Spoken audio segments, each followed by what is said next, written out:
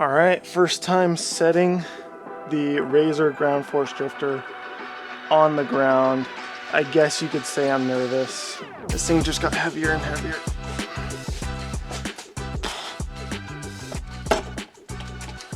Oh, wow, that settled quite a bit. Look at that. Oh my gosh. This thing is actually insane. Dude, look at how much angle that gets. Oh, it's fully settled. Oh, that does not look good. I mean, it'll sit higher off the ground when the tires are pumped up. Holy cow. This suspension does not work very well. I don't really want to sit on it. But just look at that, dude. That just looks insane. Dude, look at that freaking camber. That's full angle pretty much. That's not looking very good though. A little concerning. All right, so it's not looking very promising for the suspension.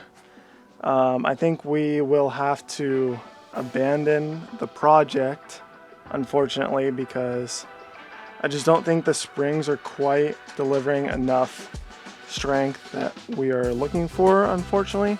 I thought the front end of this was going to be way lighter than it was. I'm not sure even if a stiffer spring would help, because you can see from the camera angle that the bolt is just like really bent over. So I'm thinking we just have to probably throw a bunch of spacers in it, but this is why we test things before we fully go out on it. And so we're gonna make adjustments and upgrades based on, you know, what we know now. So let's figure out how to get this working.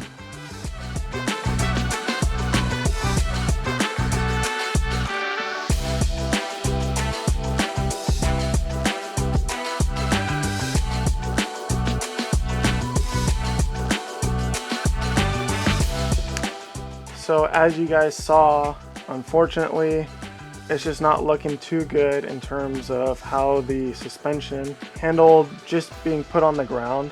I think for now, you know, we've built this thing quite a bit. We haven't really driven it too much, so I think is put the spacer option on, show you guys what that looks like, and then we're gonna go see how well it performs with the new spindle design, because the way that the wheels are angled as far as like camber and all the caster and everything like that, I'm really curious to see how it feels, and especially with the way we designed the tie rods. So now we have, you know, extreme angle on one side and it doesn't match on the other side. So if it really struggles to drift because the wheels are not facing at the same direction, we would try to resort to using the stock system with the one tie rod location. I already did the spindles on this one side, and I'm going to convert it on the other side. And then while we're doing this swap and I show you guys all the steps for it, I actually have it charging, so when we're done with it, hopefully we're good to go, give this thing some test rips. So yeah, let's get to it.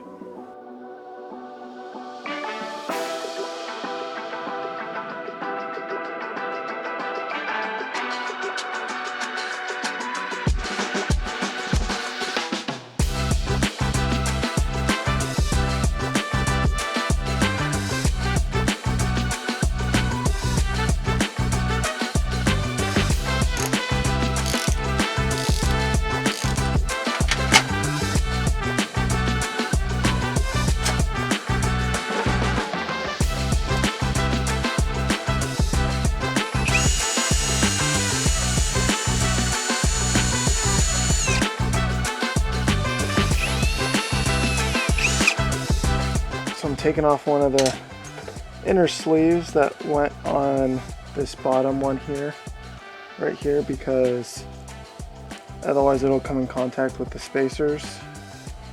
So after I feed this in here, feed a small one, a bigger one, another big one, so another big one. It's quite the juggling act. That, goes off. This goes down here. And fits like that. Voila. And then that fits in there. Boom. Top hat here. Boom. And the lock nut. So there's movement because these top hats they're loose in the mounting point on the chassis. So that's done. Let's put this on. Boom. We're gonna run the washer and cotter pin for testing. Boom. Ain't going nowhere. Since we're still waiting for the go-kart to charge, I figured I would put the smaller spacers between the new tie rod mount and the tie rod, because as you know, we had these thicker ones and I switched them out for the thinner ones so that the tie rod can mount a little bit closer to the mount and not have as much leverage to, you know, put stress on the new mount. So we're gonna raise it up a little bit now that it's getting some air in it. It looks pretty good to me. These tires don't need much. Okay guys, so we are here with the Razor Ground Force Drifter, just for fun at this little location I got here, just a little parking lot. Let's see if it works. Let's check it out. Oh gosh.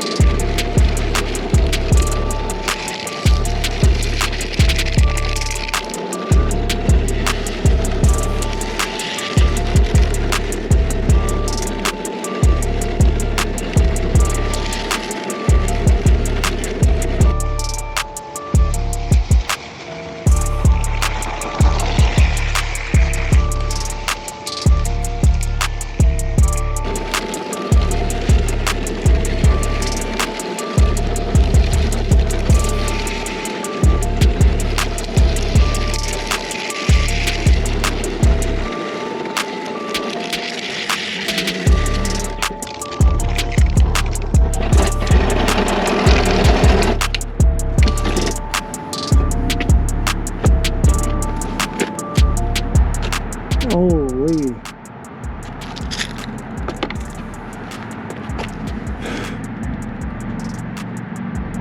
Well, that thing's hot. I've never seen that before. We put this thing through some work. Hard to tell, but this is pretty slanted down, so it's probably making it work pretty hard, but it just felt super underpowered. I don't know if these motors are very good at all, but it would be really cool to put like a Sur-on motor in this thing. I'm gonna let it sit so it doesn't stink up my car. Ooh, that is bad. It held up. I mean, look at how much angle you get from such a little turn. So like when we're here, you know, we're throwing a lot of angle at it, and that's about where I was. And I mean, these tires got pretty chewed up, I can't lie. You know, camber does a lot to these things. The cotter pin held up okay on both ends. The spindles seem to take a beating pretty good, so I'm pretty happy about that. But at least we got to do a little bit of driving, which is pretty cool. But we will be continuing to upgrade this thing and try to find the best recipe, getting one of these Razor ground force drifters to be an amazing drifting platform. The steering felt great, very twitchy, but it was very accurate in its response. Different angle of the wheels when it's drifting allows it to chew up that tire more and wear them out. So I think it would be cool to experiment with different tires, like ones from Harbor Freight or something, just to see, you know, how it reacts. But stay tuned for the next videos on this thing. We have some awesome upgrades coming up that I think you guys will enjoy, and I'll catch you guys in the next one. Peace out.